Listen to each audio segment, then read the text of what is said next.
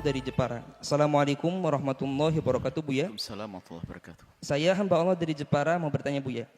Ada seruan dari tokoh ulama bahwa kita dilarang menggulingkan pemerintahan yang sah.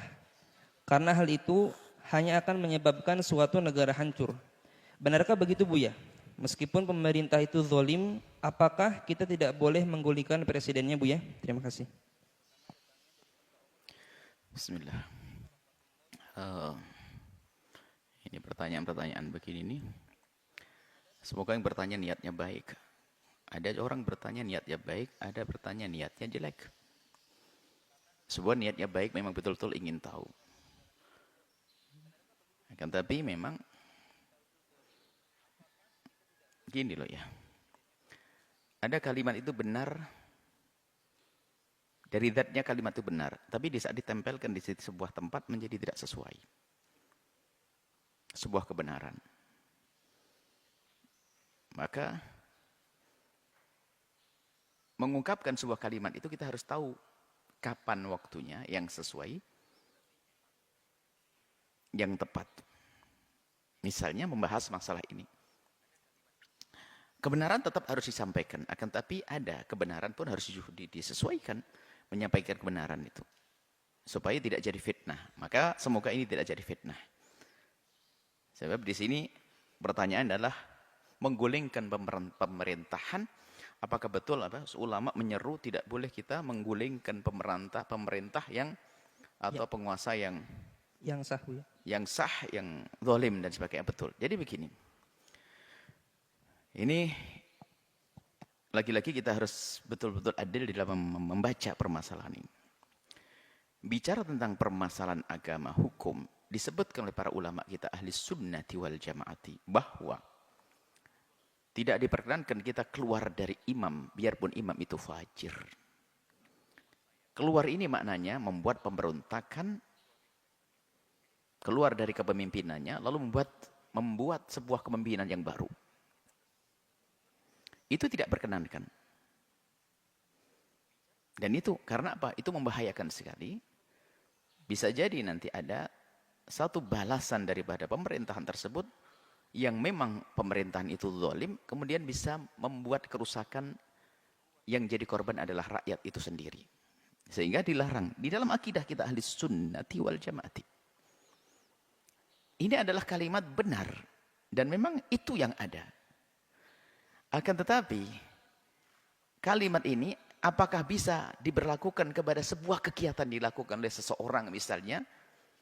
Apakah ini sama? Nah, ini menyamakan sesuatu yang berbeda. Ini bermasalah. Contoh, kaum buruh membuat demo, mencari keadilan agar diperhatikan. Apakah langsung serta-merta kita katakan ini adalah melawan pemerintah keluar dari imam? Ya enggak dong. Wong demo sendiri kan diizinkan sesuai dengan prosedur. Apakah setiap sekelompok kaum yang membuat kritikan kepada negara langsung dianggap sebagai penggulingan kekuasaan? Ya enggak dong. Apakah di saat suatu ketika ada kampanye mempromosikan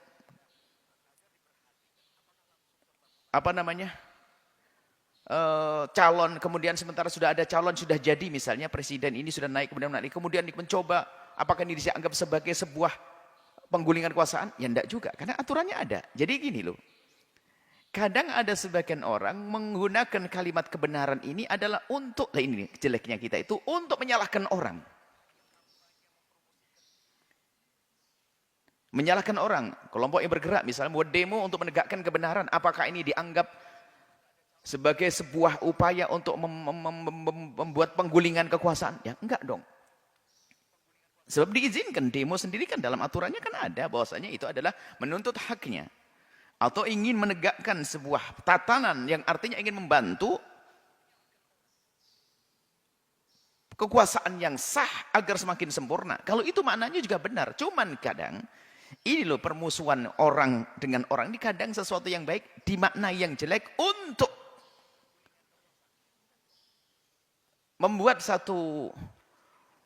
mempengaruhi umat agar menjelekkan sebuah kelompok tersebut. Yaitu kelompok yang berkumpul, berjuang misalnya untuk menuntut keadilan atau meminta menuntut sebuah kebaikan yang harus dihadirkan, kemudian ada yang tidak cocok menganggap ini adalah bentuk perlawanan terhadap pemerintah atau penggulingan terhadap kekuasaan. Nah ini adalah hal yang semacam ini juga kurang adil. Dan memang harus kita akui bahwasanya di dalam akidah kita ahli sunnati wal jamaati adalah keluar dari imam tidak diperkenankan. Cuman bentuk keluar itu dari mana sih? Yang dimaknai keluar dari imam yang sesungguhnya itu seperti apa? Dan negara sendiri kan tatanannya berbeda-beda. Ada imam yang tidak ada batasnya bertahun-tahun. Ada kepemimpinan yang setiap 5 tahun ganti. Ini bentuk perubahannya kan ya berbeda-beda caranya. Jadi segala upaya di dalam negeri itu yang masih dalam prosedur yang diizinkan, seperti membuat demonstrasi yang baik, yang tidak membuat kerusakan, untuk misalnya mengangkat kaum buruh, untuk mengangkat ini, atau termasuk menegakkan kebenaran, maka selagi ini adalah disahkan dan bukan dianggap sebuah kudeta, bukan dianggap sebuah penggulingan kekuasaannya. Atau sekelompok orang merindukan, bahasanya tolonglah di sebuah negara, terlepas apakah Indonesia atau yang lainnya, Pak Raja, Tuan Raja, atau Pak Presiden, atau Pak Perdana Menteri, tolong, ini begini, saya ingin membuat perubahan, berkumpul di sebuah tempat. Mereka tidak membawa senjata, tidak perang, tidak bisa dianggap sebagai penggulingan kekuasaan. Akan tapi ini dalam rangka menunjukkan keinginannya dan ingin menampakkan tentang kekurangan negeri ini agar dibenahi. Kalau semacam ini juga sah. Permasalahan kita ini kalau sudah ada kubu-kubuan, saling bermusuhan, sehingga orang yang menyuruh kepada kebaikan dianggap sebagai melawan pemerintah. Dianggap sebagai upaya untuk merongrong pemerintah. Keluar dari pemerintah. Nah, ini hal yang semacam ini harus dihindari. Artinya, kita harus benar-benar adil di dalam membaca permasalahan. Dan memang betul, jadi jangan sampai kalimat tidak boleh keluar dari pemerintah kemudian digunakan untuk melemahkan siapapun, misalnya yang ingin mencari keadilan, kaum buruh, kaum ini misalnya, yang kaum orang-orang lemah, jangan sampai nggak boleh, ditembak semuanya. Mahasiswa, demonstrasi, menuntut ini, tembak, ya nggak boleh. Ini keluar dari imam, ya nggak benar. Ini kalimat hakin urida bihal batil. Sehingga kalimatnya benar tapi hanya untuk memangkas ini. Memangkas keinginan-keinginan mereka yang baik. Itu nggak dibenarkan. Baik, inilah yang harus kita pahami bahwa jangan sampai kalimat benar tadi digunakan oleh sebagian orang untuk menyalahkan kelompok tertentu hanya karena kebencian dan permusuhan. Nah, kalau memang ada pemberontakan, sudah jelas pemberontakan mengangkat senjata, membuat kerusakan, ya jelas salah. Tapi jika sekelompok, dulu pernah ada juga mahasiswa yang menuntut, kemudian ada demonstrasi buruh ini, kemudian ada sekelompok kaum muslimin yang menuntut ini. Ini hal yang semacam ini tidak bisa serta-merta kita katakan sebagai bentuk penggulingan kekuasaan yang tadi disebutkan keluar dari imam. Karena mereka masih mengikuti aturan, menginginkan, menyodorkan sebuah keinginan agar dituruti demi kebaikan umat. Kecuali keinginan itu merusak umat. Lah ini nggak benar. Keinginannya juga hal yang baik. Itu loh. Maksud kami lihat saja yang adil dalam melihat permasalahannya. Dan kita pun juga tidak bisa merubah kebenaran yang disampaikan oleh para ulama bahwasanya keluar dari imam adalah tidak boleh, nggak boleh kita rubah jadi boleh. Tetap tidak boleh. Keluar dari imam yang benar, dari pemimpin yang benar adalah tidak diperkenankan. Cuman apakah semua gerakan yang sifatnya ingin membuat perubahan dianggap sebagai keluar dari imam? Ini yang salah, yang menyamakan semua sesuatu yang berbeda. Ini jadi mohonlah, mari kita semuanya dari negeri kita, bangsa kita ini, dimulai dari pemerintahnya. Pemerintah, karena pemerintah dari negara, yang tanggap kepada keinginan umat. Sebab mereka ngurusi umat. Tanggap artinya apa? Segala keinginan kebaikan untuk membuat perubahan, hendaknya segera kita sambut.